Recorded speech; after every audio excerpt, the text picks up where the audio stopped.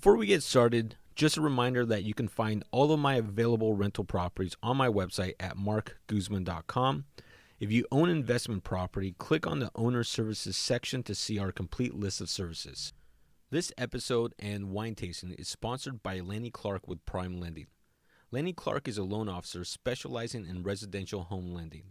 He communicates with you every step of the way, and his honesty sets him apart from the rest. He's able to think outside of the box due to his experience and is able to tailor a loan program to fit your needs. If you can't qualify just yet, not a problem. He will let you know what you need to do in order to be ready. Lanny is also backed by Prime Lending, which is one of the biggest and fastest growing lending banks in the nation. They have simplified the home lending process down to 5 steps. And FYI, step number 5 is to relax and enjoy your new home. So contact Lenny Clark today at 510-964-0620.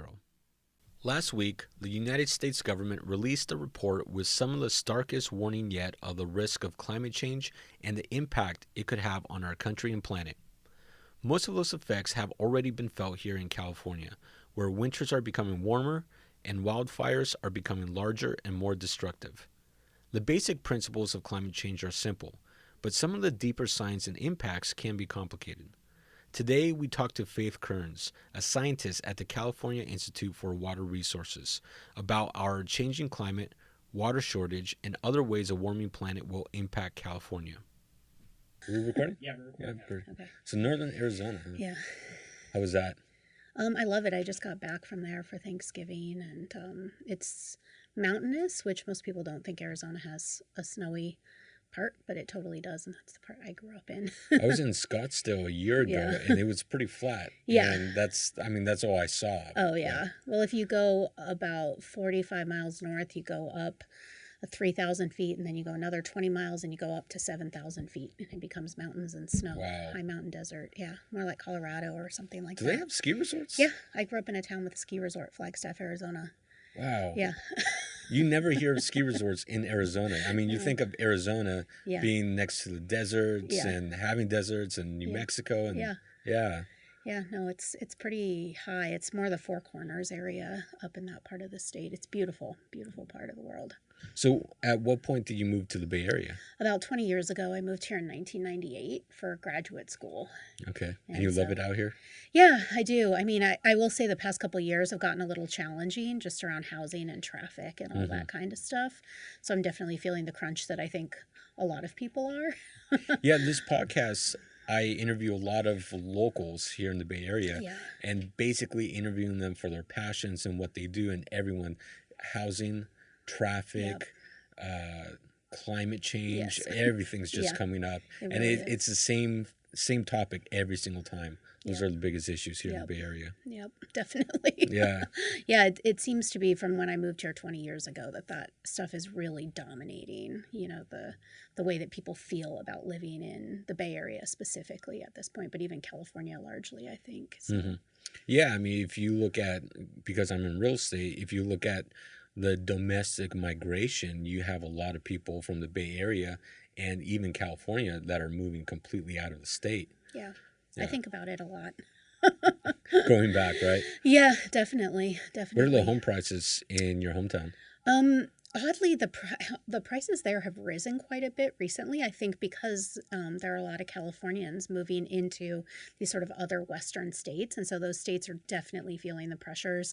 When I was just at home, I was looking actually at real estate because I don't currently own anything because I can't afford it here, and so it was shocking to me how much the prices there have gone up as well. Yeah. What are sure. some of the prices that you've seen out there? Like I grew up in a town, I grew up partly in Flagstaff, which is a large town, but a very small town of about 5,000 people south of there. And lots are going for $60,000 in a town Wow. where people basically make minimum wage. So I think you're seeing, again, like an influx of people who can afford it and where it seems cheap versus what people who live there can afford. So you're seeing the same kind of like gentrification starting on a smaller scale.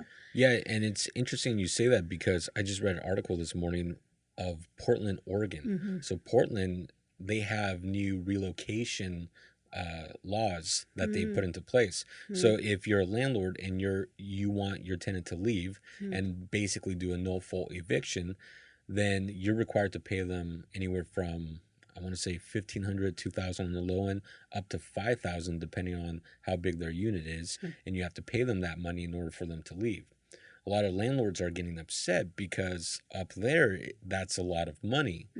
But there's arguments in protecting tenant rights up there because rents are skyrocketing. Yep. But the main reason why rents are skyrocketing is because you have a lot of people from California and especially the Bay Area that are moving directly to Portland. Yeah. No, it creates a lot of real tension. I mean, in those places, I have a lot of family in Washington State and Arizona. It's a very active conversation. Is like, what's wrong? Oh, all these Californians are moving here. Like it's a pretty straightforward. People talk about it all the time. Yeah, it was really weird to see in the news. I want to say about a year ago, where there was a Bay Area couple that moved up to Portland, and their Prius got spray painted with "Go back home to the Bay Area." Yeah, I believe it. It definitely creates a lot of tension because people also bring kind of their California politics and all sorts of things with them into places that aren't necessarily that open to it. I mean, Portland's not particularly one of those places, but there's just if you read any news article on Facebook about California politics and just look at the comments and just if you look at the comments from people that live outside of California, it's hilarious to just read what they think of Californians. Crazy politics. On the topics I work on, like water and fire and climate change, you see, when I write things publicly or whatever, the kinds of comments are really interesting that are really like, well, why don't you guys just fix this? What you guys are really stupid. You should do that. And, it's easy to think of it as simplistic when you're not here. And then once you are here, it's like, wow, this is a really complex state, Yeah. And that's one thing that I think a lot of people fail to understand is that everything's not as easy as they think it is. It's very complex. Very. We're talking about millions and millions of people that live in the state, live in the country. I mean, we're now, 380 million people in this country. Everyone has their own opinion, their own agenda, and we're all trying to work together and make this society work. And things are complicated in how many things have been set up.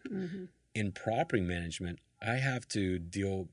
You're essentially managing expectations on tenants and landlords and trying to find that middle ground to make sure everyone's happy. And it's funny for me to explain to tenants or explain to landlords how things truly work. And it's a big eye-opener for them because there's a lot of different components. That's the same thing in anything. Yeah, for sure. Especially when you get into politics, even worse, I think. Yeah, definitely. Right? Yeah, for sure. For sure. Yeah, so... one question I'd like to ask my guests is, what has your attention right now?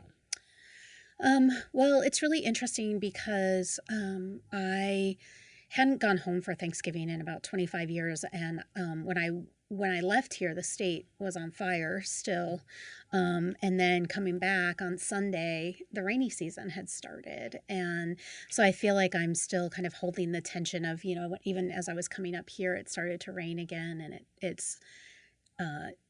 We always want rain here, right? It's wonderful, but at the same time kind of feeling this like, wow, that fire, particularly the campfire in Paradise sort of just happened. And it feels like, that ability of the rain to kind of wash away this huge disaster that has just happened. That's really front and center for me right now is how we kind of move on from things very quickly.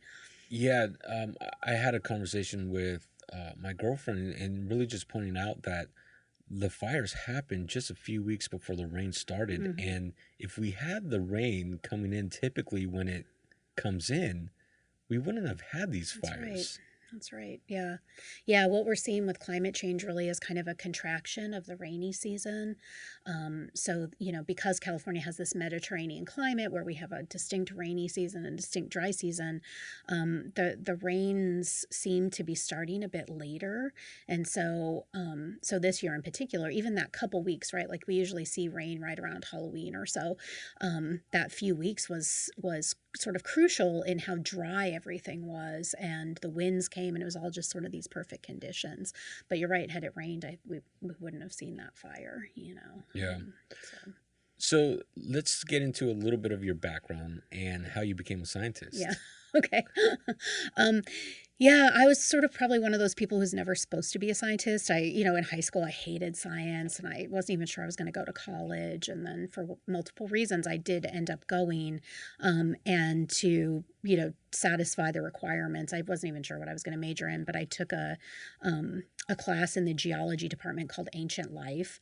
And it was, all about ancient fish, and we went on a lot of field trips to the Grand Canyon and things like that, and I was pretty hooked immediately, and I just suddenly found myself becoming an environmental science and geology major. Ancient fish hooked you in.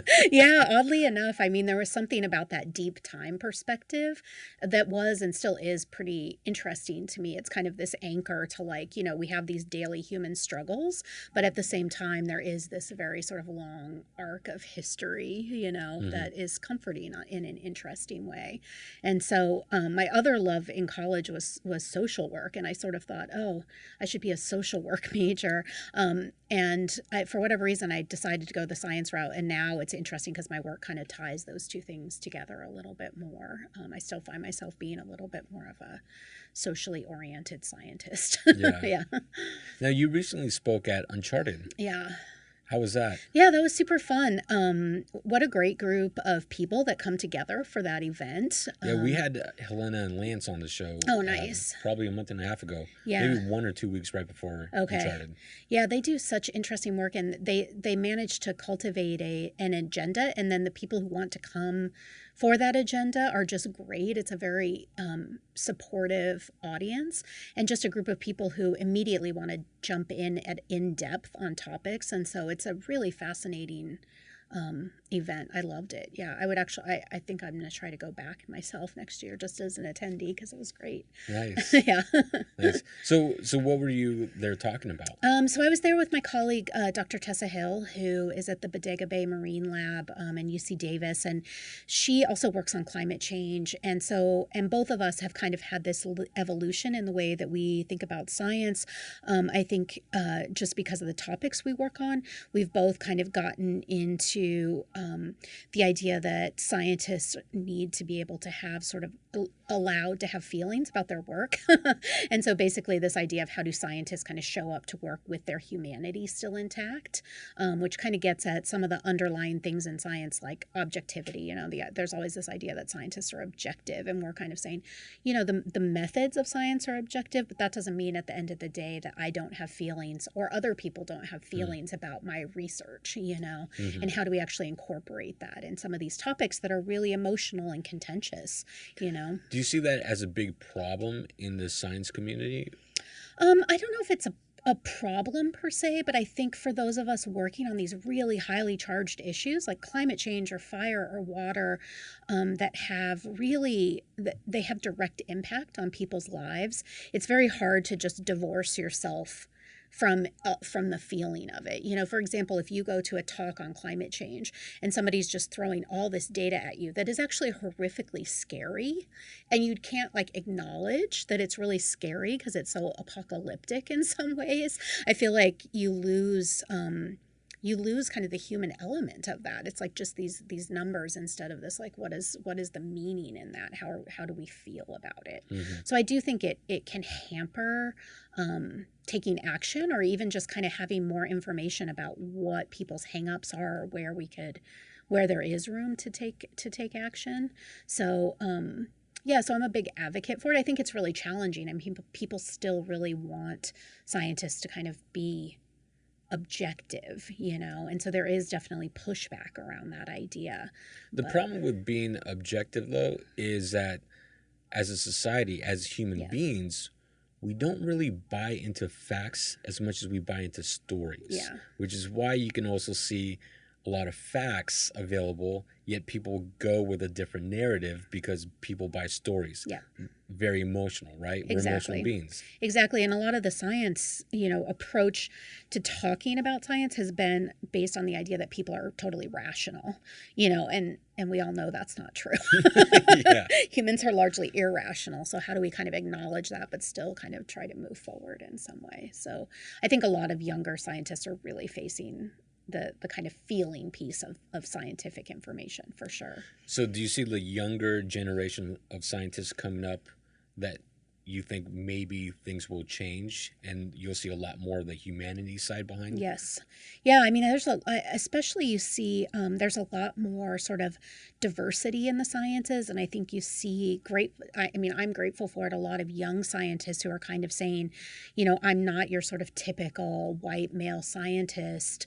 And this field needs to make room for me and how I think about the world. And that's bringing a lot of sort of richness into the field and forcing a lot of much needed change. So, yeah, I think there's a lot of pretty drastic change happening in the sciences right now, just like there is in a lot of fields, right? Like this is kind of the world we're in right now. Everything's changing pretty fast. Yeah.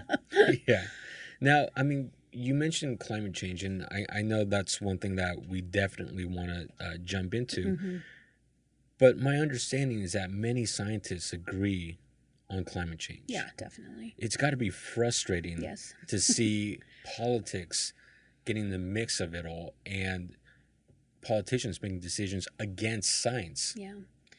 Yeah, I mean, it's a hard thing because I think, scientists are experts in science and they're not necessarily experts in policy or politics. And so there is a lot of room for people who aren't scientists to figure out what do we do. But when that agenda is subsumed by kind of a more anti-science rhetoric, it is very frustrating. I'm one of those people who thinks there's a bigger group of people who want something to happen, who believe in climate change and who want to see the world evolve. But there's, it's like this small group of people that kind of seed a lot of denialism and stuff like that. So, yeah, it's a complicated picture, but it can be frustrating on a daily basis for sure.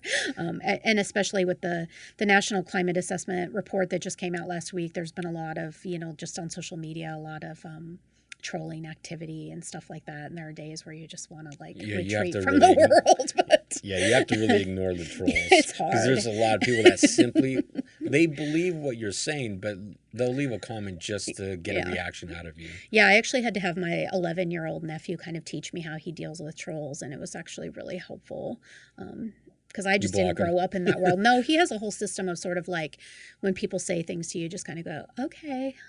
And just in this kind of more frustrated, it causing frustration kind of way. Yeah. And one of the problems I've noticed in the science community is that a lot of the science work depends, well, actually all of it depends on funding. Yeah. Right? And there's a lot of scientists that talk about how difficult it is to get funding for various projects and research. Yeah.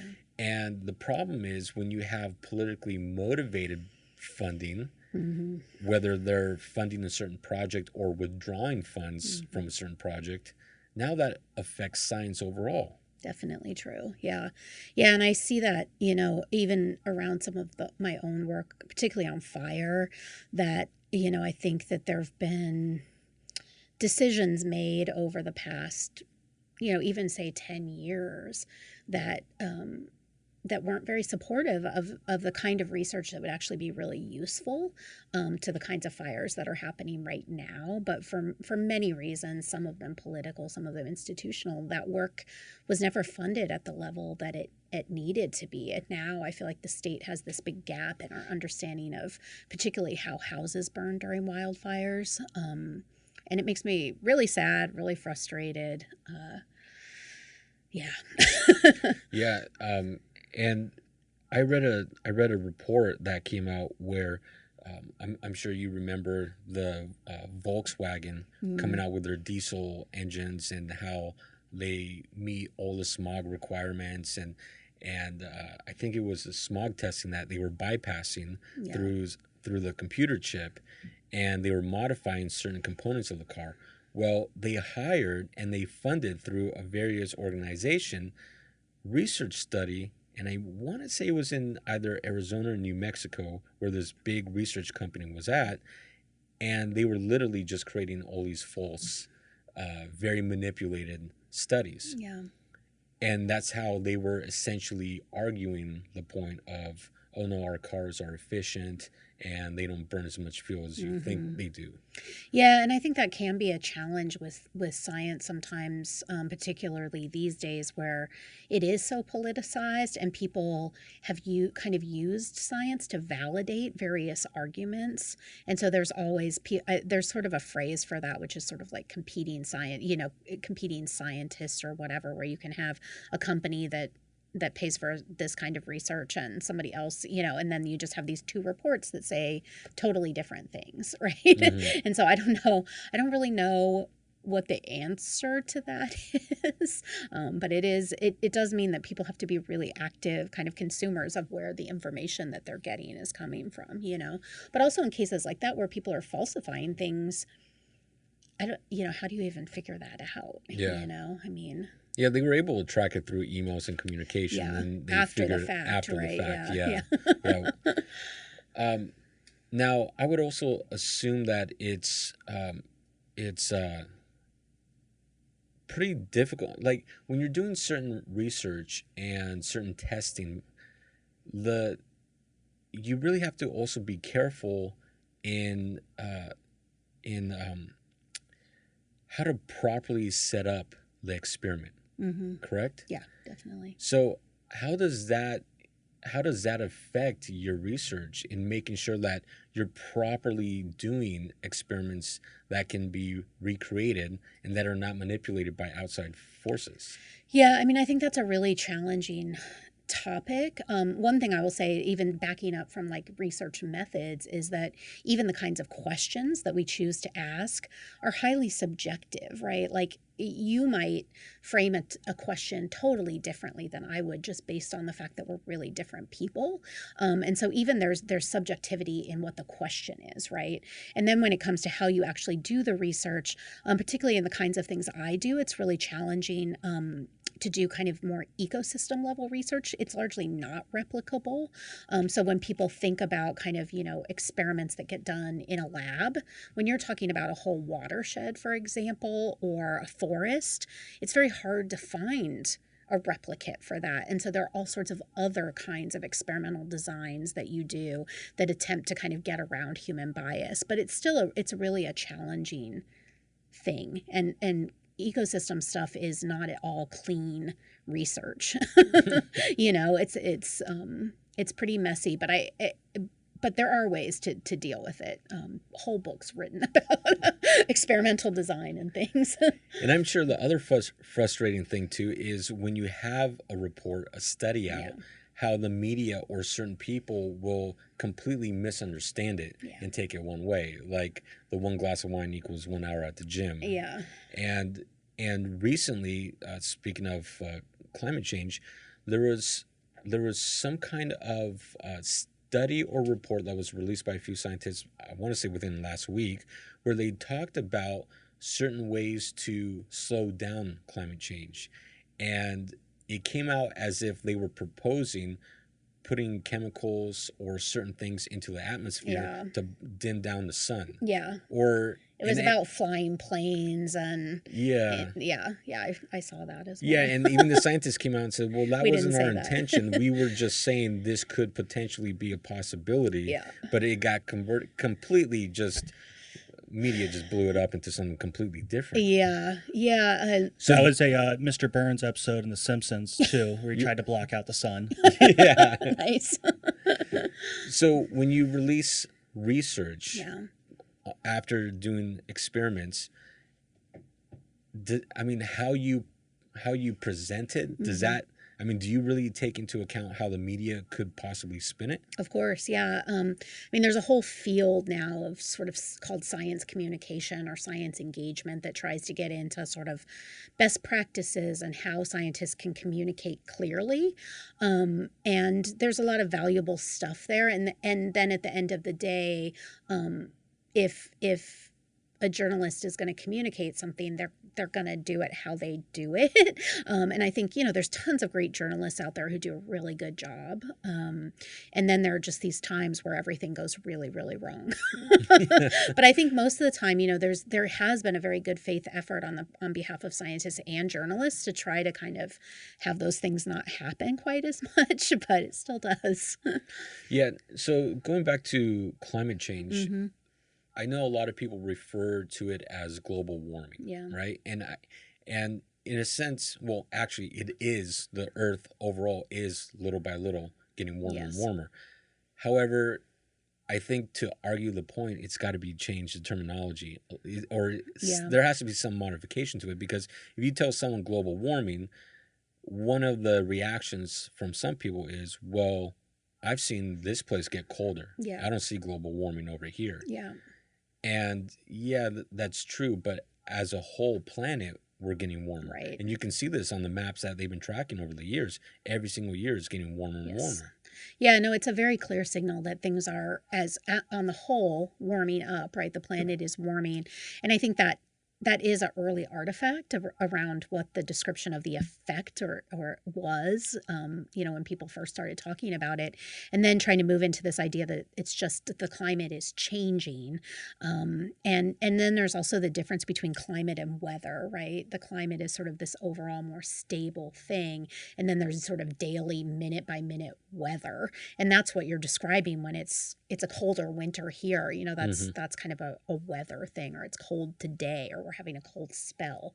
That doesn't mean that the overall global warming effect isn't still happening. And in fact, that global warming effect is causing more extremes, right? Like really hot, really cold, more precipitation at weird times of year, less precipitation in other places. So in a lot of ways, it's just manifesting at these kind of extremes, but the average is a global warming. Yeah, there was a great map that I saw. It was a global map, and it showed the thermal temperature of the Earth getting warmer and warmer.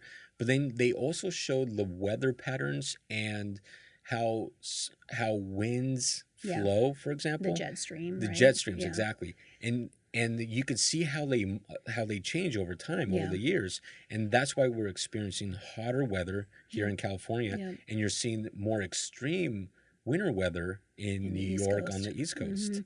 Yeah, and I think we're still figuring out how all that's all going to play out. There's the jet stream is obviously huge influence on everybody, and it's this sort of huge system, and how that plays out, say, in your backyard is not that predictable at this point. But yeah, it's things are definitely changing. I think there's very few people who wouldn't acknowledge that part, at least that I talk to, where the debate tends to happen is whether or not it's sort of human influenced or not. That's the biggest, because then that has implications about what we need to do. If it's natural, then somehow we don't need to do anything.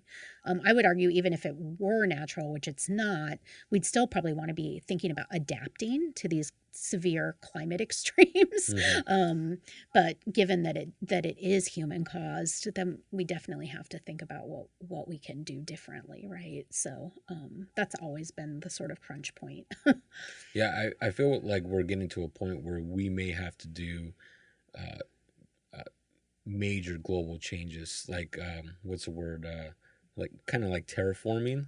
They tend to talk about, like mitigating kind of the effects, or people call it, like there's a whole set of literature about sort of geoengineering our climate, right? To kind of to really on a large scale level kind of try to reverse some of the climate effects. But to me, I think at this point, there's much more to be done on just the level of, like, say, in the state of California, or even just in the Bay Area. What are the direct kind of changes that we're seeing? Sea level rise, wildfire, drought, and how are we going to kind of live with those things? And not just today, but how are we going to live with what's coming 10 or 20 or 50 years from now, right? So let's talk about California and the wildfires. Is this going to be a consistent, reoccurring event every single year? You mean the which part? wildfires? Yeah, I mean, fire is totally normal in California. This is again, we live in this Mediterranean climate where it's a fire adapted state, and so we're always going to have fire, and the issue is really how much does it impact sort of human communities, right? Like there was a big fire this summer, the Ferguson fire out near Yosemite, that did threaten a couple small communities, but overall it largely burned just kind of in wildland areas. And the effect of that is kind of much less significant to humans in particular than something like the Camp Fire, which occurred in a town, right, and basically burned down 90% of the town. So, if we're going to keep seeing that kind of fire, is sort of an open question. But the trajectory we are on is definitely yes, because we've got a lot of houses in vegetated areas. The houses are largely not built to withstand fire or be even fire resistant. And then we also are kind of behind on our vegetation management. And so all of that, and then we've got sort of these ignition sources. Well, I have a kind of a follow-up question to that. So, I mean, you kind of talk about how, houses are built and stuff. You got Gavin Newsom wanting to come in to build 500,000 houses a year. Are we going to see eventually a day where his desire to build is going to run into a wall of, no, you can't build there because it's a tinderbox? Yeah. I mean, I think it's a huge issue, right? Like we just had in Paradise alone, I can't remember what the exact figure is, like 13,000 houses lost or something like that. And so you basically have this 15,000 people. I can't remember the exact numbers, but it's a huge number of people that are now basically homeless. And there's already discussion that getting those people housing again in California is going to be next to impossible, because we don't even have that room to absorb, housing, and so how you take, I mean, it really is this confluence of disaster where you've got the sort of fire and an already existing housing crisis. And I don't know what the answer to that is. The good thing, I guess, is that at least when it comes to new housing units, if you are considered in a high-risk fire area, there are building codes that come into play that have to do with how wildland fire affects homes, which is through embers.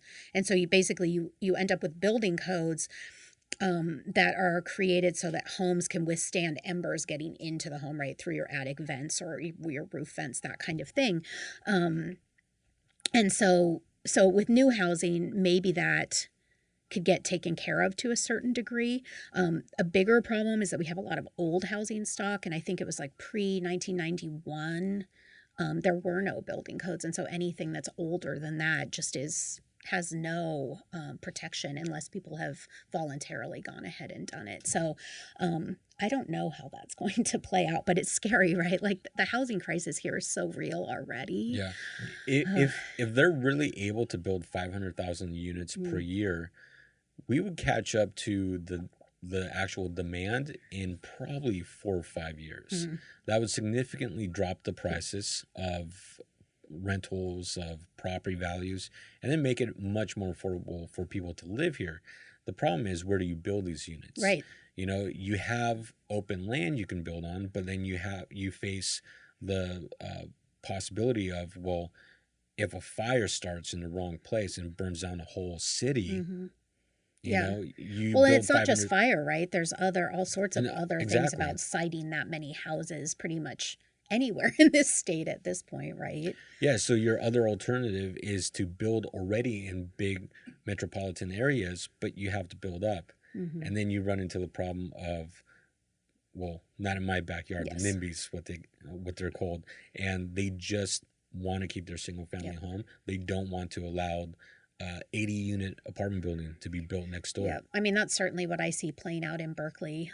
You read basically every day some story about, a development that got turned down because of shadows or all that kind of stuff. Yeah, and we see in Berkeley a lot because we live close by, but it really happens everywhere in the state of California. Yeah, so it's going to be interesting, but how are these fires different than prior fires? Yeah, so the kind of changes I think that I'm seeing around fire is that it seems like from a lot of the reports from firefighters in particular is that the sort of intensity, the behavior of the fires is quite different, and has been in the Tubbs fire in Santa Rosa, the Carr fire in Redding, this fire up here in Paradise, where the fire is just moving through and burning everything so quickly, and people are basically saying that has to do with really dried out fuels. So you're seeing kind of the long-term effects of drought, is just that the fuel, the vegetation is so dry. The rainy season is getting shorter and shorter. So the idea that we didn't see rain until the third week of November, that's a huge deal here, right? Every day that we don't get rain as it gets later into the fall just means things are drying out more and more and more. And the fact that they can then coincide with these kind of high wind events, the Santa Ana or whatever, kind of the local version. Well, that's kind of what happened with the wine country fires last year. I remember it was really windy that night. Me too. Plus it was dry, and then the fire starts at night, so it wasn't reported for hours, so it got that massive head start. Yep. Yeah, and it's very similar with the campfire, was just that it was a very wind-driven fire event through this canyon that then basically ended up in the town. And then what's really interesting to me at this point is that you're seeing a lot of basically kind of more structure to structure fire, which is a really interesting thing because in California, at least, the last time we had a really big kind of structure fire was the 1906 earthquake, where everything in San Francisco burned down. I mean, it's interesting because I'll say that, and people will bring up sort of like the Witch Fire and Cedar Fire in San Diego, where lots of homes burned. But those were more traditional, kind of where houses were catching on fire from wildland fire. It was still kind of embers coming in and catching houses on fire. Okay, and what you're talking about is house to house fire. It's jumping from house to house. Yeah, and that's a very different kind of dynamic, is like a highly wind-driven house-to-house fire situation, kind of in a wooded or highly vegetated area. And I think that kind of thing really tests the ability and how we're set up to deal with fire, whether it's through building codes. There's a lot of focus for people who live in these more wildland areas to kind of clear vegetation around their house and have their house be protected from embers. But if you're in a situation where the house next to you is only 50 feet away or 10 feet away or whatever, those things don't protect you as much, right? Then you're only as safe as your neighbor. And then that gets into a whole okay, then we have to think about our community. We have to think about evacuation routes. We have to think about where the most vulnerable people, like whether it's a hospital or a senior living facility, where are those things? How are we going to get people out? It becomes a thing again where we have to think about ourselves as communities. Well, that was one of the problems with Paradise, is that I believe one or two of the escape routes got blocked off from jumping fire. Yeah, and that's really what happened in the Oakland Hills fire as well, was just that there weren't enough routes out of the Oakland Hills when that fire happened. And so a lot of the 29 people I think that died there died either in their cars or on foot when they jumped out of their cars and tried to run from the fire. And I think it's going to be hard to tell sort of that level of stuff in Paradise because there's so little left, sadly. But I think that's the same general sense, is just that, the evacuation routes were inadequate. I know enough about these things that I literally, even when I'm visiting somebody who lives up in the hills in a hilly area where there's one route in and out, and often it's only one way because there's cars everywhere, I don't even like to visit for very long. And if it's a windy day, I'm definitely not going. Yeah, you start to get scared. Yeah, so now you mentioned that one of the big problems is very dry vegetation. Mm-hmm. Well, some people would say, well, you can just rake the leaves. Yeah. Or you can just maybe water the area. And why don't you just keep it moist and wet if there's no rain coming in? Yeah. But what many people also don't understand is California went through a really bad drought just several years ago. And even though we're out of the drought, we're still not flush with water. Right. And to get water into some of these remote areas, it's really difficult and very costly to do so. And we had a guest on here that was talking about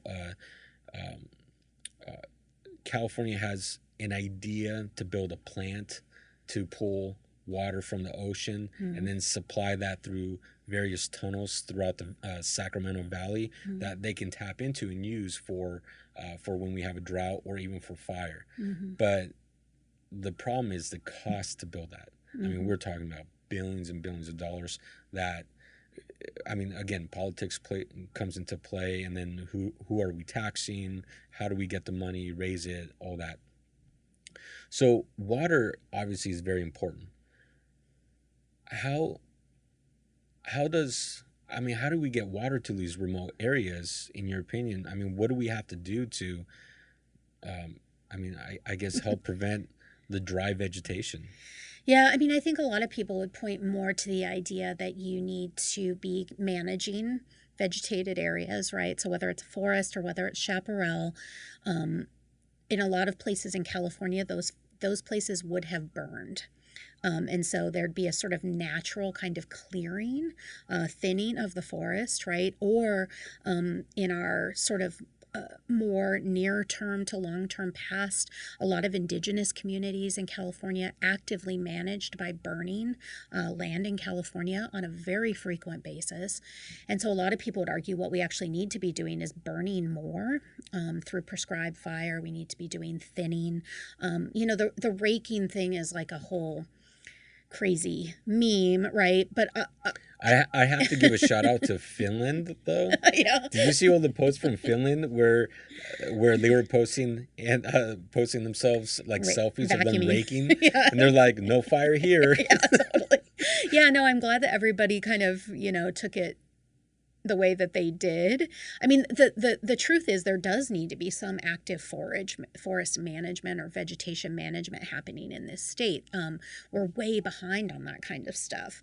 And so it actually does need to happen. And honestly, if the federal government wants to send some money this way to take care of the 60% of land in the state that it owns, basically, that would be a good thing. Yeah, the Well, problem is is that what's holding us? Like you said, we're behind is because we're just not getting the funding to clear it. There's a couple things. One is definitely has to do with funding.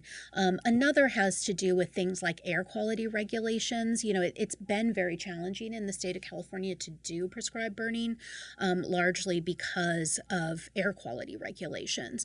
And I think, those were well-intentioned things that make sense. But what we've seen in the last couple of years is you're going to get smoke no matter what you do. And it's like, do you want it planned for you, or do you just want it in like the kind of thing we had in the last couple of weeks where you just have this absolutely intense level of smoke that catches everybody off guard to the point where we're having smoke days in schools, right? Like, so I think we have to get used to, again, the idea that things do need to burn in this state, and you can either kind of choose how that happens or it's just going to happen anyway, right? Yeah, and when it comes to the smoke, my understanding is that for most people, as long as they're healthy, you have a week or two of smoke and then it dissipates, no problem, your lungs recover just fine. But the problem is when you have buildings and cars up in flames, and that's putting up chemicals into the air, and much of it will burn, but there's also a lot of remnants, very small, tiny particles that we can breathe in that get into our bloodstream, and then that's what causes. Yeah, I mean, my understanding is like a lot, like there isn't even a great sense of what's in that smoke most of the time, because we haven't had those kinds of fires before really on that scale. And so from listening to researchers who study that aspect of it, it's like, we know what's in kind of forest fire smoke or chaparral smoke, but when it comes to all these kind of chemicals, and I mean we just don't even know what's there, right? And it is interesting because I do think there's some mental health effect that the smoke has that makes people feel like it's never going to end. I've seen it a couple times now, and I do still go back to this idea that, like, if we were to do more prescribed fire, at least you'd have this sense that we're going to have 5 days of that and then it's going to be done, as opposed to like this sense that, I mean, what if it hadn't rained? What if this was the kind of fire that had happened earlier in October, and we had another 6 weeks of smoke?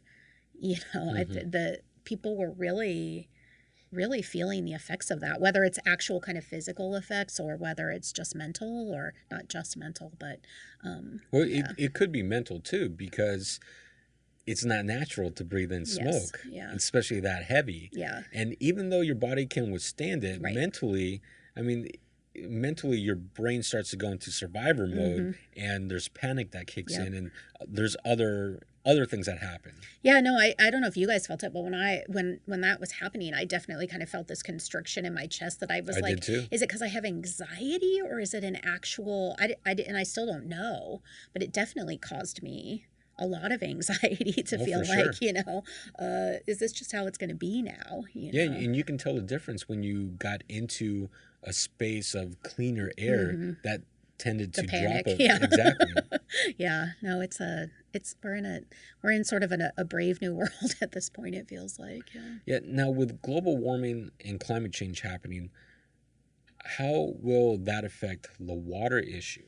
Because if we continue to have, or if we end up experiencing another serious drought the way we did a few years ago, that could then intensify the wildfires and even make it harder to contain fires. Yeah.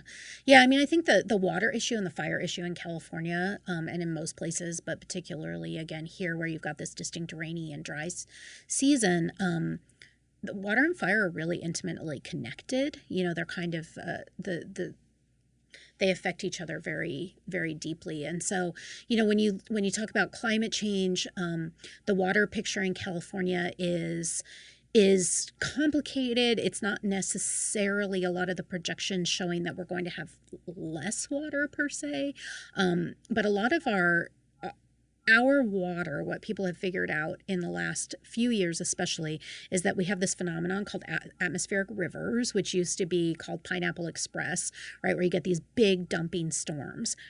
And you get maybe 3 to 6 of those in the rainy season. And that's our water for the year. And I even read a paper just recently that was saying that's pretty true across the world, that there tend to be a pretty limited number of storms that actually resupply water everywhere.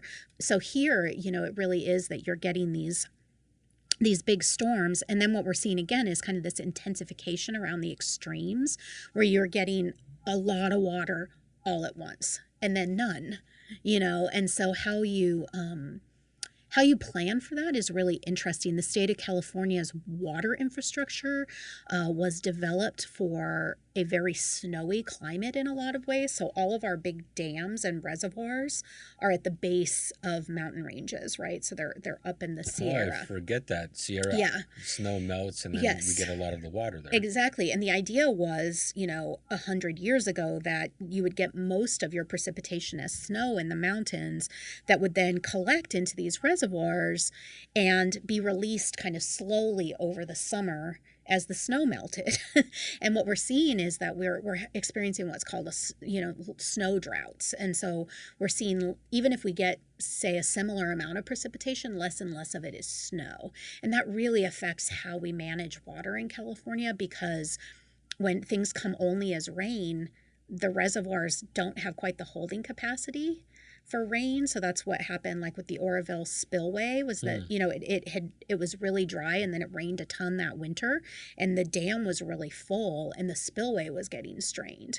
And so that kind of problem, I think we'll continue to see more of. Is just the way that we've structured how we get water was built around a climate that doesn't exist anymore, and maybe didn't. There's also a lot of discussion about whether some of those early studies of the way things were done during times that were very wet, without kind of knowing that was what was happening.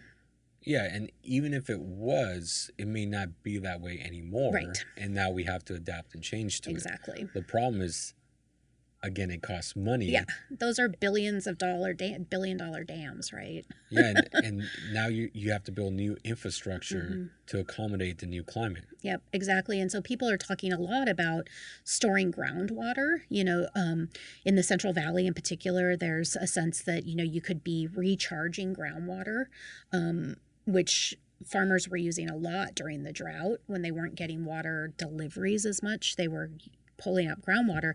And so how do you recharge that? What are irrigation methods that could be used for that or whatever?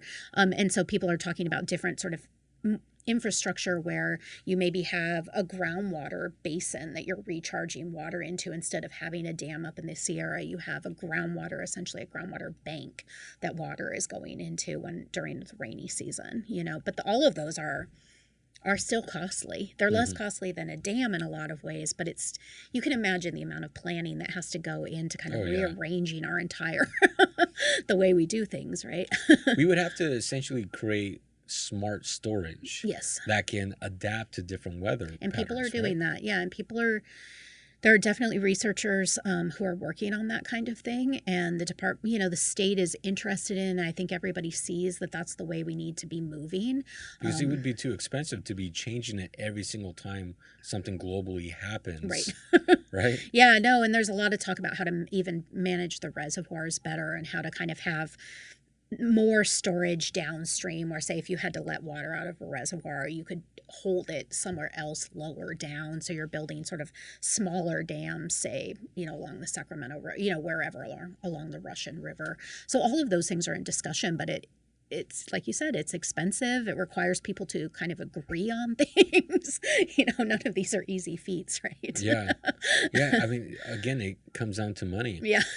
Then if we start taxing Californians even more, we're already one of the most expensive states in the nation. Yeah.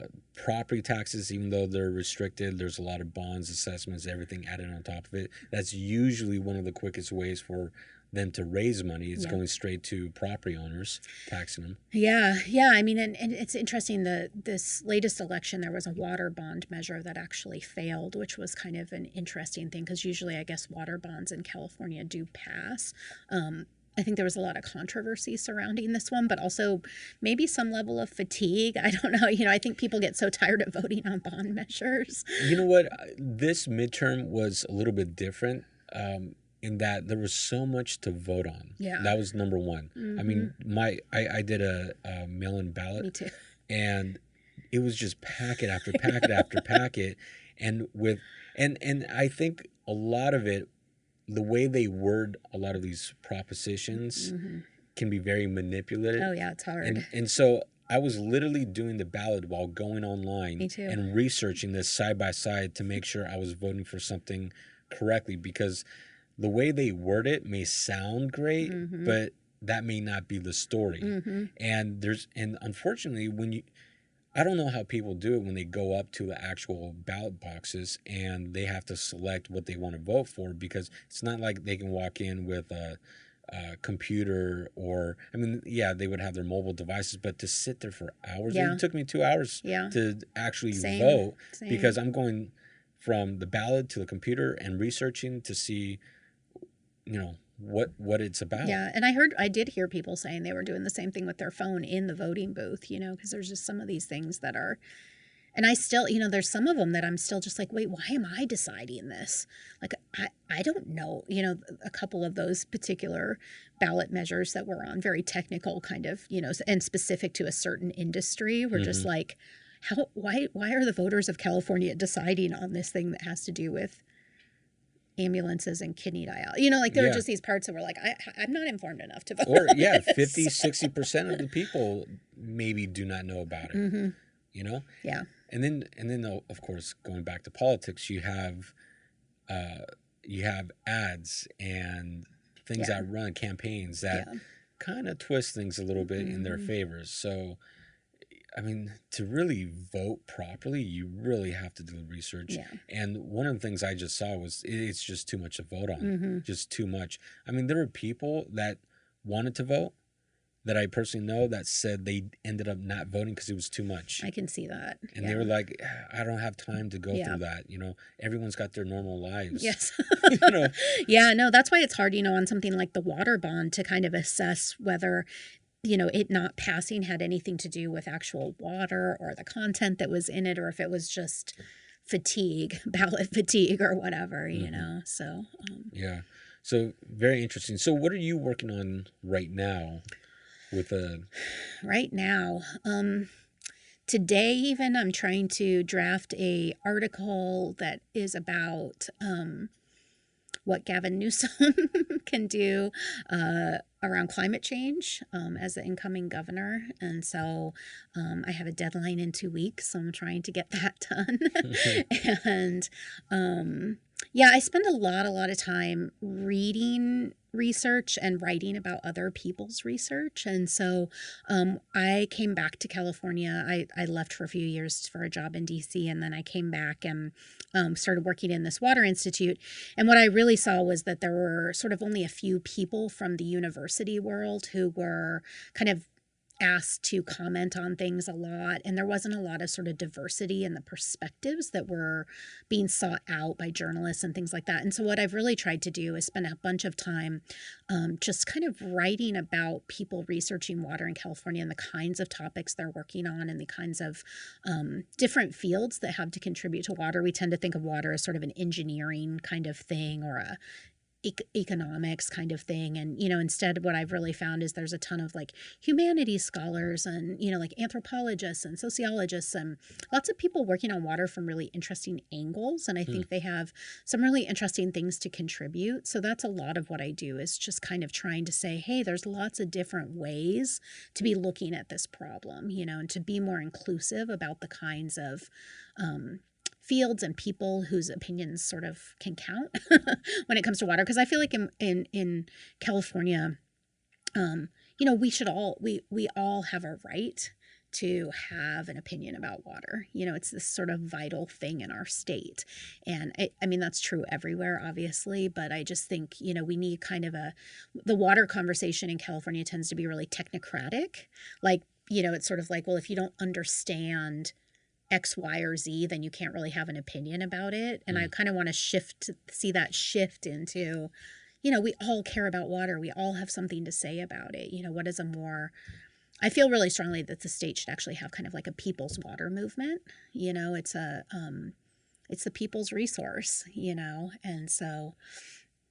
But doesn't it become very difficult to have a conversation with someone who may not understand all the different minor details that go into it? It's actually funny because in some ways it gets more difficult to have a conversation on all the minute details, right?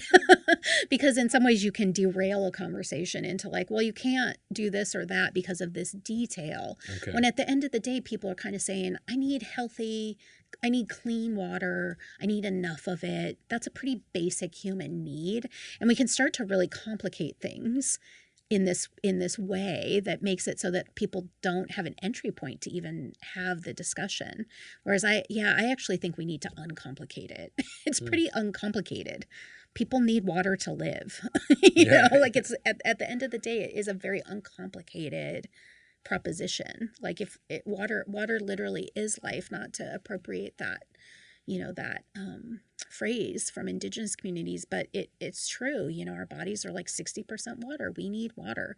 So it can't be something that I think is totally left up to quote unquote experts to make all the decisions about. We should all have a say about our water. It belongs to all of us. So how would you get more people to have that discussion? Yeah, I mean, I think by kind of allowing water to be talked about in a non-scientific and non-technocratic way. I have, for example, I have a couple of friends who run this thing called the Bureau of Linguistical Reality, which is actually a performance art project where they sit with people in either groups or individually and talk to them about the kinds of changes that they're seeing in the world and experiences they have that don't have names yet. And so when the drought was going on, for example, they hosted a salon where people came and just talked about what they were seeing during the drought. And it turned out a bunch of us were just having this feeling that was like, oh, it's so nice to enjoy this sunny day in January.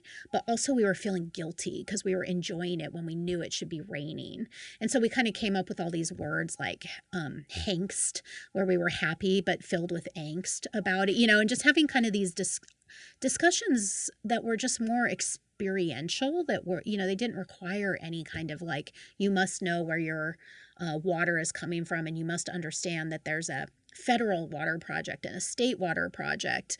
All of that just kind of falls to the wayside when it's just like, I feel guilty. Like one of the people there coined a phrase called gwilt, which is that he felt guilty watching his plants wilt when he felt he shouldn't water them because he shouldn't use the water to water his house plants when people needed it to grow crops or something, you know? Yeah. And so it was these very personal experiences actually that lots of people were having. And unless we were able to talk about them in that way, there wouldn't be kind of this shared understanding that like, yeah, we all are concerned about this topic. You know, it turned out everybody had a lot of feelings about the drought. Goes back to stories instead of yes, facts. Exactly. And that's what just stepping away from those facts for a minute into like, what is our felt experience of the world is really, really important. So I don't think it's all about science, and I don't think it's all about facts. And it's okay to have strong feelings about these things. You know, we need people to have strong feelings about them. So, well, I definitely like your outlook on it, and I'm excited for the work that you do. And is it going to be publicly published? The research you're working on? Yep, in a couple weeks. Perfect. Send us a link. We'll go ahead and link it up. All right. And so, Faith, thank you for coming on to the podcast. Thank you so much for having me. Yeah, thank you. Yeah, and good luck on all your future projects. Thank you so much. Same to you. Thanks. Thank you so much for listening to the podcast. Thank you to our producer, Sam Lubman. Please subscribe, like, comment, and share the podcast. Remember, you can listen to the podcast on iTunes, Podbean, iHeartRadio, Google Play, SoundCloud, and anywhere else you listen to podcasts. For more information on my business as a property manager and real estate team, go visit my website at marcguzman.com. I really want to thank all of you for listening. It means the world to me, and I hope today's episode provides you value in your day-to-day life. I created this podcast to help showcase the many great people that live in this world and help share some knowledge that I've learned along the way in life. Again, thank you for listening. Check out our sponsors, and I'll catch you on the next episode.